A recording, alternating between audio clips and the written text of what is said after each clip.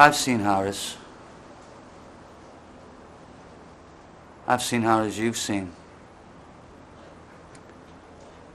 But you have no right to call me a murderer. You have the right to kill me. You have that right.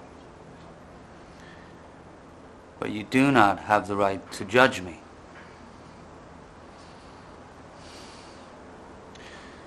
It's impossible to explain to someone who doesn't know the true nature of horror. Horror. Horror has a face, and you must make a friend of horror. Horror and moral terror are your friends. If they are not your friends, then they are enemies. Enemies truly to be feared.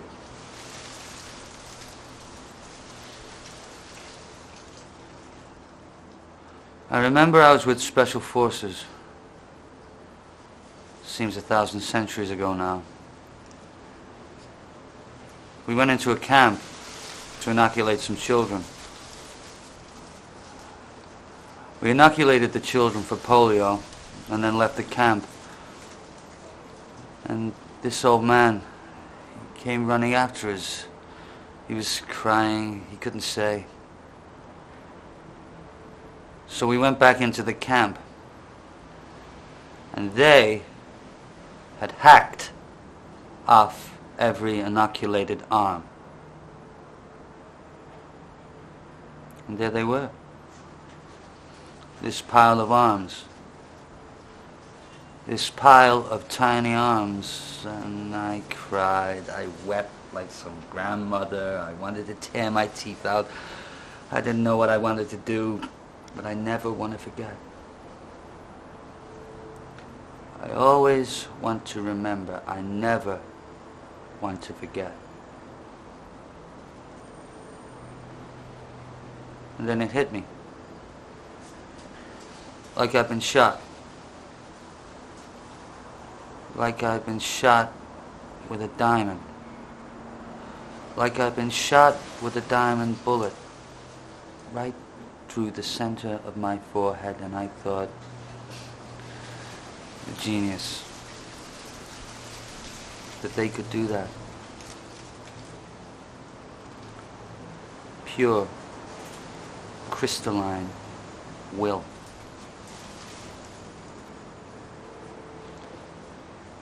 And I realized they were stronger than we. And these were not monsters. These were men. Trained cadres. Men who fought with their hearts, who had families, who loved their children. Yet they had the will to do that. If I had 10 divisions of such men, our troubles here will be over very soon. What you need are moral men. Men who can utilize their primordial instinct to kill without passion, without feeling, without judgment. Without judgment. Because it is judgment that defeats us.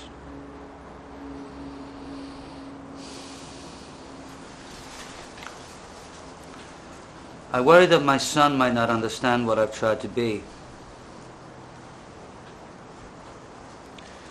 If I were to be killed, Willard, I would want someone to go home and tell my son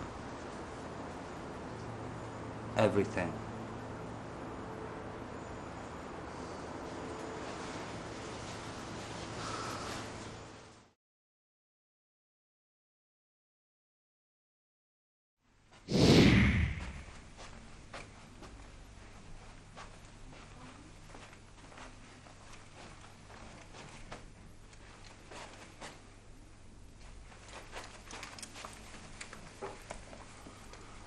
Soldier Freddy was never ready, but Soldier Neddy was always ready and steady. That's why, when Soldier Neddy was outside Buckingham Palace in the pouring wind and rain, being ready and steady, Soldier Freddy was home in beddy.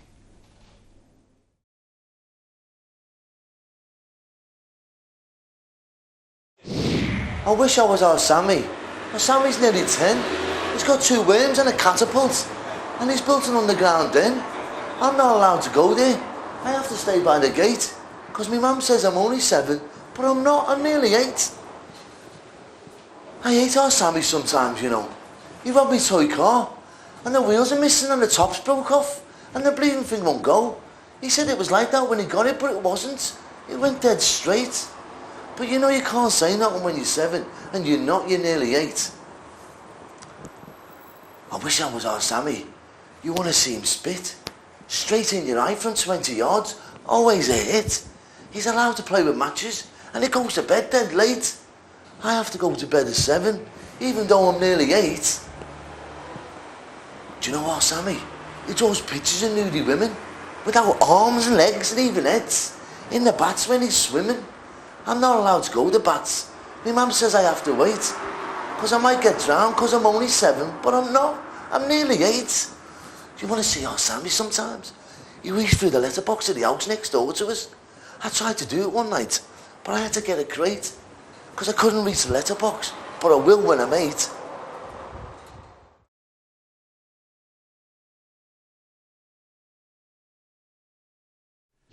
Now is the winter of our discontent, made glorious summer by this son of York, and all the clouds that lowered upon our house, in the deep bosom of the ocean buried.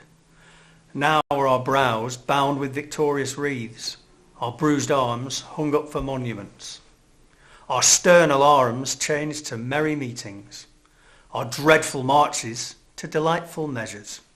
Grim-visaged war hath smoothed his wrinkled front, and now, instead of mounting a barbed steed to fright the soul of some fearful adversary, he capers nimbly in a lady's chamber to the lascivious pleasings of a lute. But I, that am not shaped for sportive tricks, nor made to court an amorous looking-glass, I that am rudely stamped, and want love's majesty to strut before a wanton ambling nymph, I that am curtailed of this fair proportion, cheated of feature by dissembling nature, deformed, unfinished, sent before my time into this breathing world, scarce half made up, and that so lame and unfashionable that dogs bark at me as I halt by them. Why I, in this weak, piping time of peace, have no delight to pass away the time, unless to look at mine own shadow in the sun and descant on mine own deformity. And therefore, since I cannot prove a lover for these fair, well-spoken days, I'm determined to prove a villain and hate the idle pleasures of these days. Plots have I laid, inductions dangerous, by drunk prophecies, libels and dreams, to set my brother Clarence and the king in deadly hate, the one against the other. And if King Edward be as true and just as I am subtle, false and treacherous, this day shall Clarence closely be mewed up about a prophecy which says that G of Edward's heirs the murderer shall be. Dive thoughts down to my soul. Here Clarence comes.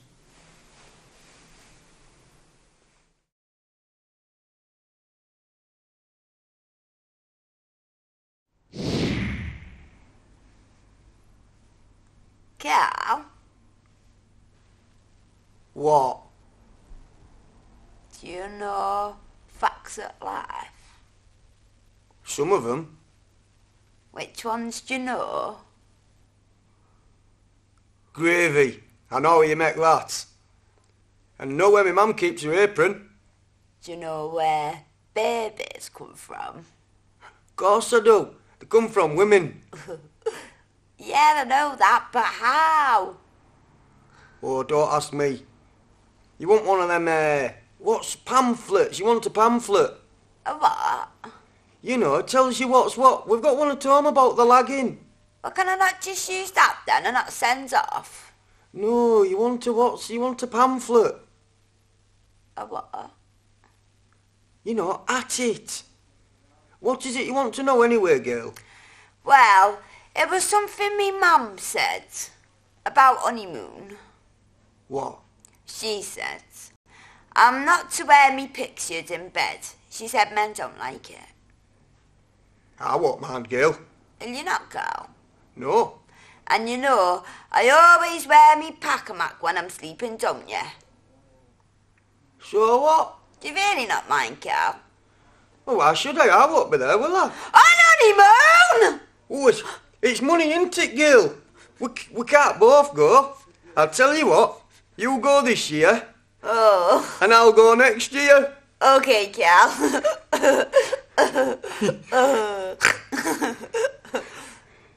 Cal, What? what's your favourite sandwich? Treacle. Just treacle. And bread. Oh, mine's not. What? Treacle.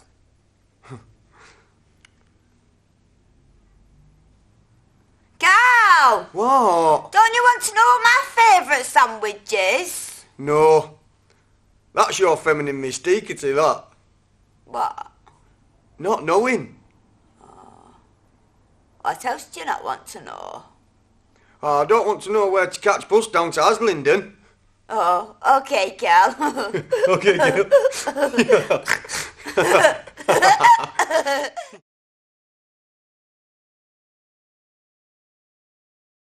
You have to understand, my hands were tied.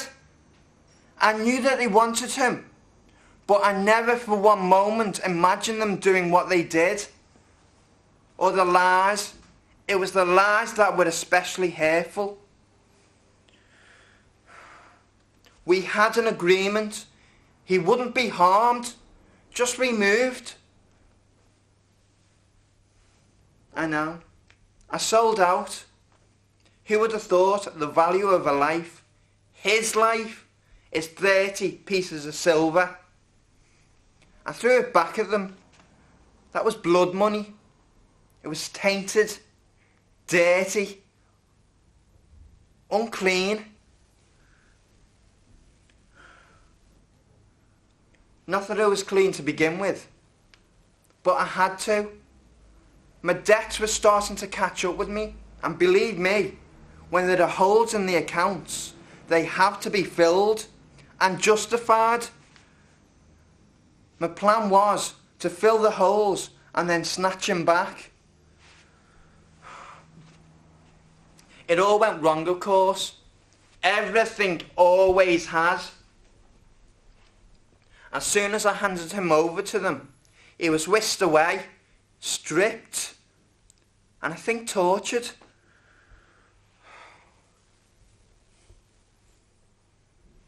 He was taken to court. I say court, it was more like a pantomime. Lies, lies, and more lies.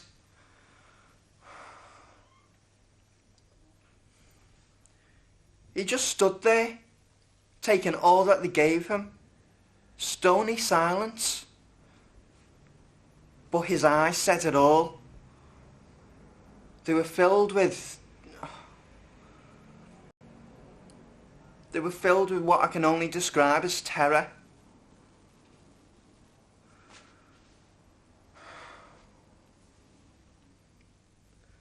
That's when the whispering started. They didn't want the story of the deal to come out. They had a list, and I was next on it. So I had to run, get away. Like a coward, I have ran and ran and ran. And now I regret throwing the money back at them. I've got nothing and no one.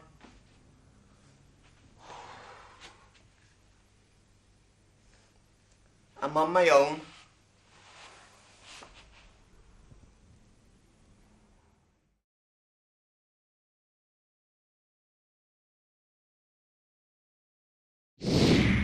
shot a man last week. In the back. I miss it now. It was really interesting. Still, I'm not going to get depressed about it. You'd have to look to the future. To have something like that under your belt can be quite useful. You never know when you might be causing to repeat the experience. It wasn't in the line of duty. I wasn't a policewoman or someone who takes violence in their stride. It was with a harpoon gun, actually. But it definitely wasn't an accident. My decision to kill was arrived at only after a visible tussle with my conscience. I had to make it plain that once I'd pulled that trigger, things were never going to be the same again. This was a woman at a crossroads. It wasn't crossroads, of course. They don't shoot people in crossroads. At any rate, not with harpoon guns. If anybody was going to get shot at, it would be with a weapon more suited to the motel ambiance. I have been in crossroads, though, actually. I was in an episode which involved a fork lunch. Diesel was told it was a fork lunch. The script said it was a finger buffet. I said to the floor manager, he said, "Rex, are you on cans? Because I'd like some direction on this point. Are we toying or are we tucking in?" He said, "Forget it. We're losing the food anyway." Well, I was playing a woman in a moss-quashed coat, a guest at a red reception, and I was scheduled just to be in that one episode. However, in my performance, I tried to suggest I'd taken a fancy to the hotel in hope I might catch the director's eye, and he'd have me stay on after the fork lunch for the following episode, which involved a full-blown weekend. So, I acted an interest in the soft furnishings, running my finger over the formica, and admiring the carpet on the walls. Only Rex came over to say they'd put me in a moss-quashed coat to suggest I was a sophisticated woman, and could I try to look as though I was more at home in a three-star motel? Well, I wasn't at home in that sort of place, I can tell you. I said to the man I'd been put next to, who took to be my husband, I said, "Curtains in orange nylon and no placemats, not even a veneer of civilization." He said, "Don't talk to me about orange nylon. I was in jury once where sentenced Richard Attenborough to death." Well, we were told to indulge in stimulated cocktail chit-chat, so we weren't being unprofessional talking. That is something I pride myself on, actually. I am a professional down to my fingertips. Whatever it is I'm doing, I must get involved, right up to the hilt. I just can't help it. People who know me tell me I'm a very serious person. Although it's funny, I never seem to get the serious parts. The parts I do get tend to be fun-loving girls, who take life as it comes and aren't afraid of a good time, should the opportunity arise, type thing. I'd call them vivacious, if that didn't carry the overtones of the outdoor life. In a nutshell, the kind of girl I play is very much at home on a bar stool, and who seldom has to light her own cigarette. Well, that couldn't be more different for me. For a start, I'm not a smoker. I mean, I can smoke if the part requires it. I'm a professional, and you need as many strings on your bow as you can in this game. But, having said that, I'm not a natural smoker, and what comes is more of a surprise to my friends. I'm not much of a party goer either. Rather curl up with a good book, quite frankly. However, for this particular party, I'd made an exception. The thing was, I'd met this ex-graphic designer who was quitting the rat race and moving off to Zimbabwe. And he was having a little farewell do in an air hostess friend of his in Mitcham. Would I go? Well, I thought, it's not every day you get somebody going off to Zimbabwe, is it? So I said yes. And I'm glad I did, because that is how I got the audition. Now, my hobby is people. I collect people. So when I saw this interesting looking man in the corner, next thing is, I find myself talking to him. I say, "You look an interesting person. I'm interested in interesting people. Hello." And he says, "Hello." I said, "What do you do?" He said, "I'm in films." I said, "Oh, that's interesting. Anything in the pipeline?" And he said yes, and starts telling me about this project he's involved in, making videos for the overseas, targeted chiefly on West Germany. He said, "Are you the producer?" He said, "No, but I'm on the production side. The name's Spud." I said, "Spud, that's an interesting name. Mine's Leslie." He says, "Well, Leslie, we've got a problem at the moment. Our main girls had to drop out because their backs packed in. Are you an actress?" I said, "Well, Spud, as a matter of fact, I am." He says, "Leslie, will you excuse me one moment?" I said, "Why?" "Spud, where are you going?" He said, "I'm going away, Leslie, to make one phone call."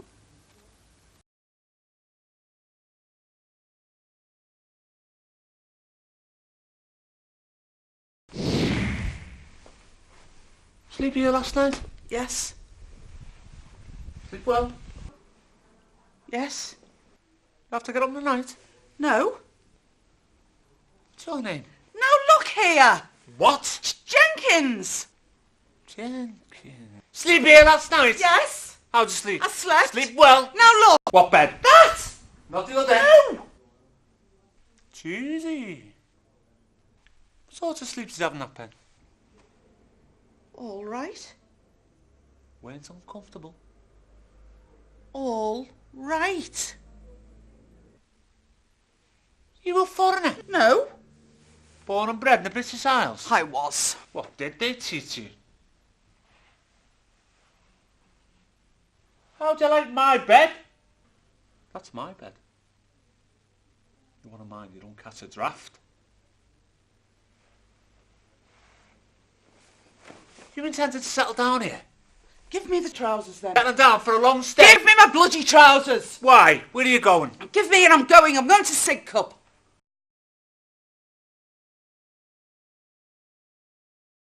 He has almost supped. Why have you left the chamber? Was the hope drunk? Wherein you dressed yourself? Had it slept since? And wakes it now to look so green and pale at what it did so freely? From this time such I account thy love. Art thou afeard to be the same in thine own act and valour as thou art in desire? Wouldst thou have that which thou esteem'st the ornament of life, and live a coward in thine own esteem? Letting I dare not, wait upon I would, and like the poor cat, I the adage. What beast was then made you break this enterprise to me? When you durst do it, then you were a man, and to be more than what you were, you would be so much more the man. Nor time nor place did then adhere, yet you would make both. They have made themselves, that their fitness now does unmake you. I have given suck, and know how tender 'tis to love the babe that milks me. I would, while it was smiling in my face, have plucked my nipple from its boneless gums and dashed the brains out, had I so sworn as you have done this. If we should fail, screw your courage to the sticking place and we'll not fail. When Duncan is asleep, where to the rather shall his day's hard journey soundly invite him. His two chamberlains will I, with wine and wassail, so convince that memory, the warder of the brain, shall be a fume, and the receipt of reason a limbeck only.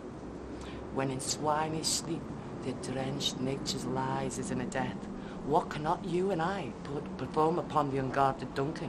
What not put upon his spongy officers, who shall bear the guilt of our great quell?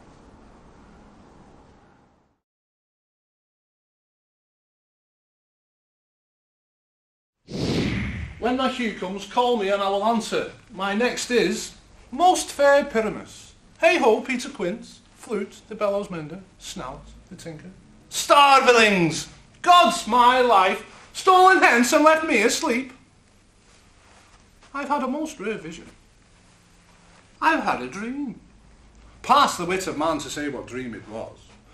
Man is but an ass, if he go about to expound this dream. Methought I had, there is no man can tell what. Methought I was, and methought I had. Man is but a patched fool if he will offer to say what methought I had. The eye of man hath not heard, the ear of man hath not seen, his hand cannot taste, nor his tongue to conceive, or his heart to report. I shall get Peter Quince to write a ballad of this dream.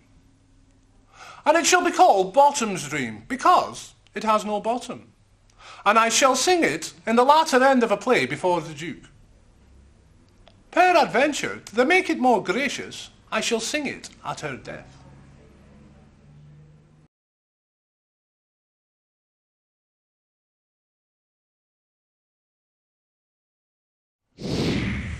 Ah, very passable this.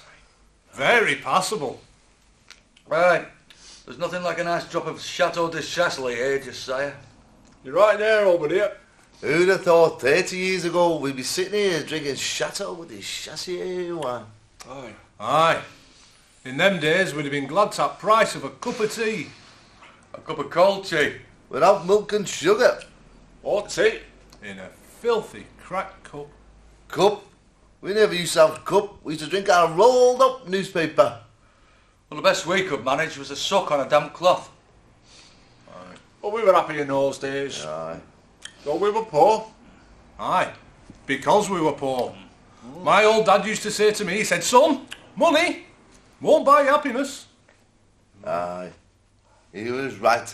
I was happier when I had nothing. Right. A tiny old house with great big holes in roof. House? You were lucky to have house. There were 126 of us living in one room. No furniture. Half the floor were missing. We used to have to huddle up in corner for fear of falling. Aye. You were lucky to have a room. We used to have to sleep in a corridor.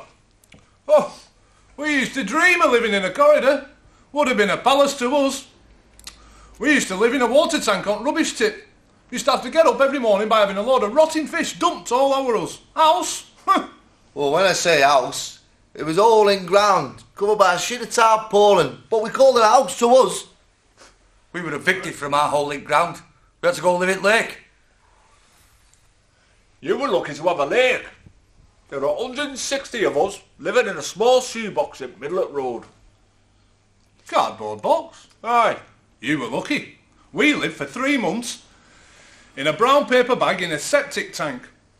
Used to have to get up every morning at 6 o'clock, go to work down mill for 14 hours a day, and when we got home, our dad would thrash us to sleep with his belt. Aye. Luxury.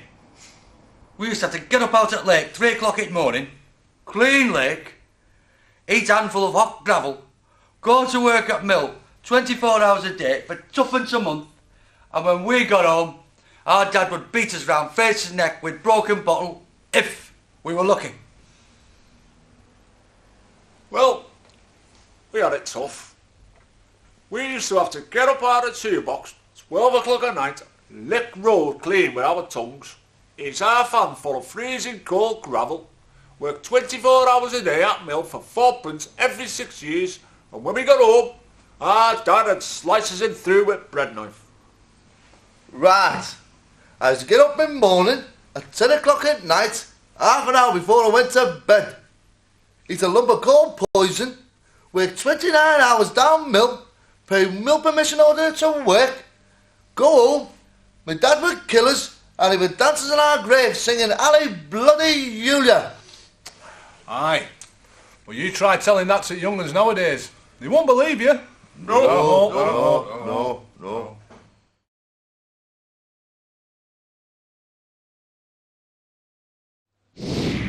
Do not go gentle into that good night. Old age should burn and rave at close of day. Rage, rage against the dying of the light. Though wise men at their end know dark is right, because their words had forked no lightning, they do not go gentle into that good night. Good men, the last wave by, crying how bright their frail deeds might have danced in a green bay. Rage, rage against the dying of the light. Wild men who caught and sung the sun in flight, learned too late they grieved it on its way. Do not go gentle into that good night. Grave men, near death, who see with blinding sight. Blind eyes could blaze like meteors and be gay.